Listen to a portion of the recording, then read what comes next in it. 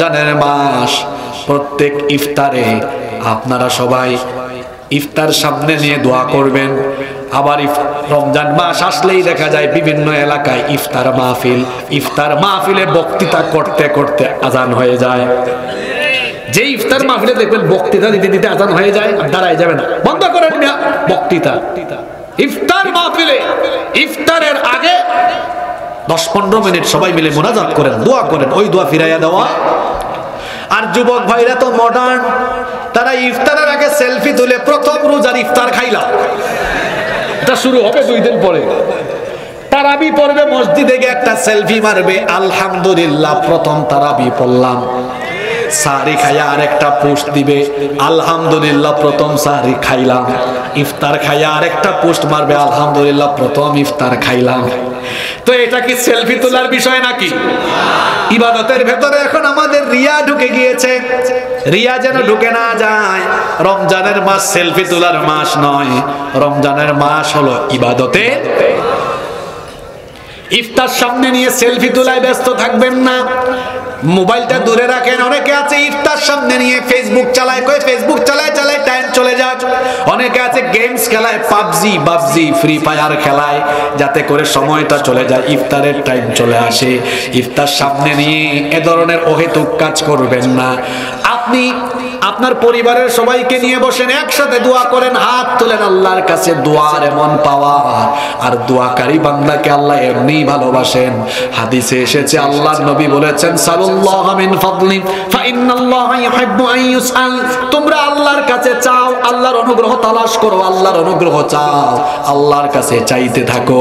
কারণ যে ব্যক্তি আল্লাহর কাছে চায় তাকে আল্লাহ ভালোবাসেন, কম না বেশি। মাল্লাম ইয়াসআলিল্লাহ মাল্লাম ইয়াসআলিল্লাহ ইয়াগদাব আলাইহি। যে ব্যক্তি আল্লাহর কাছে চায় না, আল্লাহ তার উপর রাগ করেন, তার উপর বেজার হয়ে যান।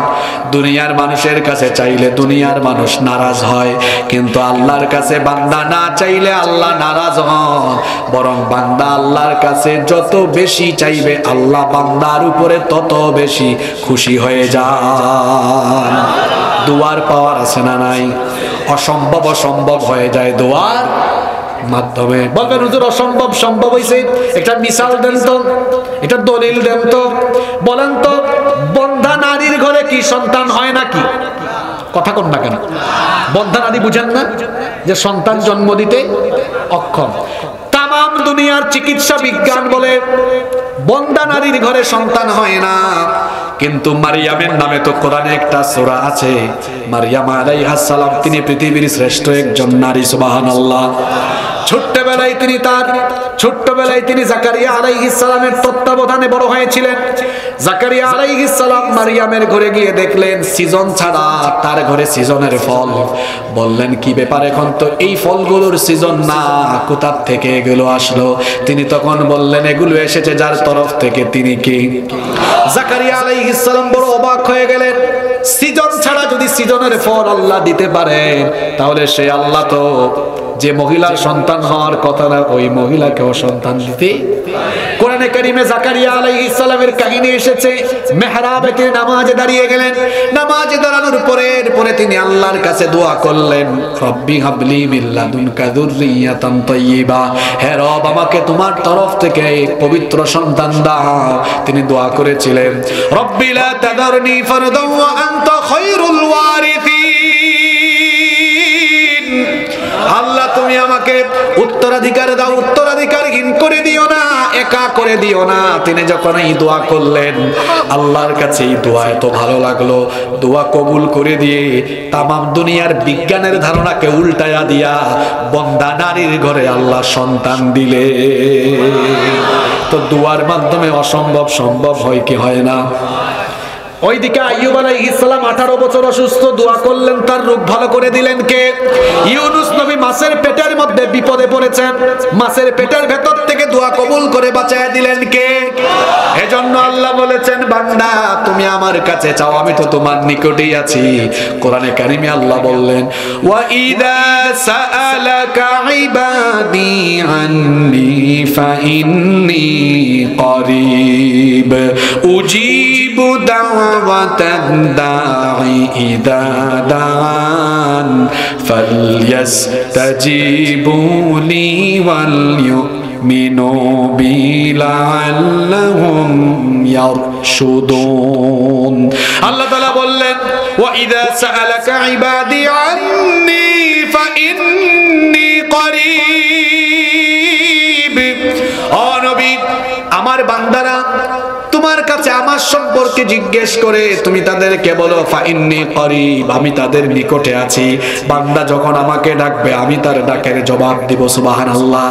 ইফতার সামনে নিয়ে দোয়া করলে আল্লাহ দোয়া ফিরায়া দেন না, কারণ আল্লাহ তখন এত খুশি হন। কতটা খুশি হন শোনেন, সারাটা দিন রোজা রেখেছি, পিপাসা আছে, ক্ষুধা আছে, ইফতার সামনে বান্দা খায় না, আল্লাহকে ভয় করে, আল্লাহর হুকুমের অপেক্ষা করে, কারণ ১৫০০ বছর আগে আল্লাহ আইন পাশ করেছেন, আইন দিয়েছেন সুম্মা আতিম্মুস সিয়ামা ইলাল লাইল, সন্ধ্যা পর্যন্ত অর্থাৎ ইফতারের সময় পর্যন্ত তোমাদের রোজাকে পরিপূর্ণ করো। ইফতারের সময়ের আগ পর্যন্ত যত ধরনের খাবারই সামনে থাকুক না কেন, বান্দা কি খায় নাকি? খাবার আছে খায় না। তখন বান্দা যখন গোলামের মতো হাত তুলে আল্লাহ ফেরেশতাদেরকে ডেকে বান্দাকে নিয়ে গর্ব করেন, দেখ ফেরেশতা, এই মানুষ বানাতে তোরা আমাকে নিষেধ করেছিলি, এই আদমের সন্তানগুলো এখন ইফতার সামনে নিয়ে খাবার সামনে আছে খায় না, আমার গোলামের মতো আনুগত্য করে আমার কাছে হাত তুলেছে, আমি আমার বান্দাকে কেমনে ফিরাইয়া দেই? আমার বান্দাকে তো ফিরাতে আমার মন চায় না, ইচ্ছে হয় না। আমার বান্দা এখন যা চাইবে আমার বান্দার দোয়া আমি কবুল করে নিব। একটা ইফতারের আগেও দোয়া মিস হবে না। পারবেন? পারবেন ইনশাআল্লাহ। ৮ নাম্বার, রমজান মাসে প্রত্যেক দিন কিছু সদকা করার চেষ্টা করুন। পারবেন না আপনারা? কেন সদকা করবেন শুনেন, বুখারী এবং মুসলিম শরীফের হাদিস। হাদিস বর্ণনাকারী সাহাবী হচ্ছেন আব্দুল্লাহ ইবনে আব্বাস রাদিয়াল্লাহু আনহুমা। তিনি বলেছেন কানা রাসূলুল্লাহ সাল্লাল্লাহু আলাইহি ওয়াসাল্লাম আজওয়াদান নাস, রাসূল করিম সাল্লাল্লাহু আলাইহি ওয়াসাল্লাম ছিলেন মানুষের মধ্যে সবচাইতে বেশি দানশীল। মা ইয়াকুনু ফি রমাদান হিনা ইলকাহু জিবরিল, আবার তার এই সৎকার পরিমাণ অনেক বেড়ে যেত যখন জিবরিল আমিন তার সাথে রমজানে সাক্ষাৎ করতেন। আল্লাহ রাসূলের সাথে জিবরিল আমিন রমাদানের প্রত্যেক রাতে সাক্ষাৎ করতেন। ফায়ুদারিসুল কোরআন, জিবরিল আমিন নবীজিকে কোরআন শোনাতেন, নবীজিও জিবরিল আমিনকে কোরআন শোনাতেন। সুবহানাল্লাহ। আল্লাহর নবী রমজান আসলে পরে এত বেশি দানশীল হয়ে যেতেন, আল্লাহর নবী বলেন, এই হাদিসে এসেছে আল্লাহর নবী এত দানশীল হয়ে যেতেন, আজওয়াদু বিল খাইরি মিনার রিহিল মুরসালা, বৃষ্টি আসার আগে বৃষ্টি আনয়নকারী বাতাস যেমন তীব্র গতিতে আসে, আল্লাহর নবী রমজানুল মুবারকের মাসে বৃষ্টি আনয়নকারী বাতাসের চাইতেও আরো বেশি দানশীল হয়ে যেতেন। সবার সাধ্য একরকম নয়, সবার সামর্থ্য কি একরকম?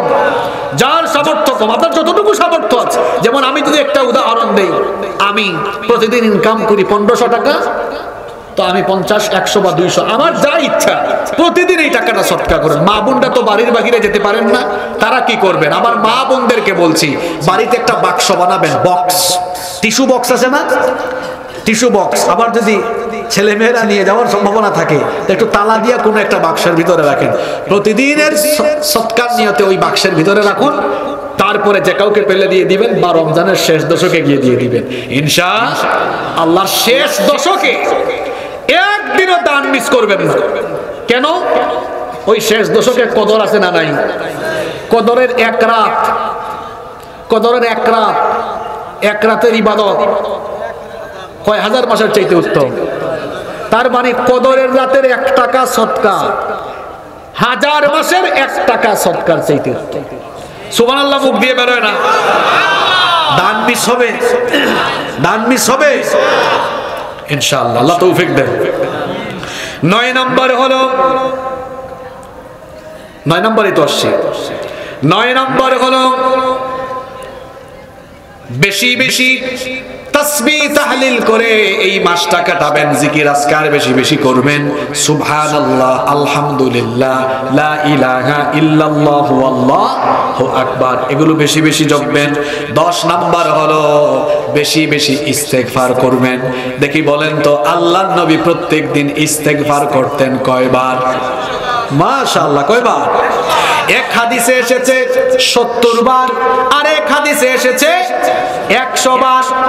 আল্লাহর নবী প্রত্যেকদিন কমপক্ষে 100 বার ইস্তেগফার করতেন। এখন আপনাদের কাছে আমার প্রশ্ন হলো, আল্লাহর নবীর জীবনে কি গুনাহের কোনো ছিটাফুটা আছে নাকি? আস্তে বলবেন না, জোরে বলেন, আছে নাকি? আল্লাহর নবীর জীবনে কোনো গুনাহ নাই, তারপরেও ডেইলি ইস্তেগফার করেন কতবার? আমাদের জীবনে কম বেশি গুনাহ আছে না নাই? আমরা ইস্তেগফার করি কয়বার? হ্যাঁ, করেন না? মাশাআল্লাহ, করেন। আলহামদুলিল্লাহ, আলহামদুলিল্লাহ। আমার ভাইয়ের চেহারা দেখেই মনে হচ্ছে করে, কি নুরানি চেহারা। নাওয়ারাল্লাহু ওয়াজহাক, আল্লাহ আপনার চেহারায় আরো নূর দান করেন। চেহারা, অনেক মানুষের কালো হইলেও আলো থাকে, গুনাহগারদের চেহারায় গুনাহের ছাপ থাকে। দেখবেন আমাদের ইমাম সাহেব 10-12 হাজার টাকা বেতন পান, চেহারা সুরত সুন্দর, কালো হইতে পারে কিন্তু চেহারায় মায়া আছে। এসি গাড়িতে, এসি বাড়িতে থাকে, অনেক টাকা পয়সা আছে, ভালো ভালো খাবারও খায়, কিন্তু এটা দেখলে মনে হয় চেহারাটা চোরের মতো লাগে। তো লাগবেই তো, খায় তো আলগা পয়সা, খায় কি আলগা পয়সা খায়, এই জন্য তার এই অবস্থা। হারাম খুরদের হারামের চিহ্ন চেহারায় ফুটে ওঠে। আমরা কোন জায়গায় ছিলাম জানি? ইস্তিগফার। আমাদের সবার জীবনে কম বেশি গুনাহ আছে। তো নবীজি যদি গুনাহ ছাড়া 100 বার, তো আমাদের এই আমলটা নিজেদের মধ্যে সবার থাকার দরকার আছে না? 100 বার কেমনে করবেন আপনারা? একটু কৌশল শিখাই দিই। এক বসায় তো 100 বার করা সম্ভব নাও হইতে পারে। কিভাবে করবেন? কিভাবে করবেন?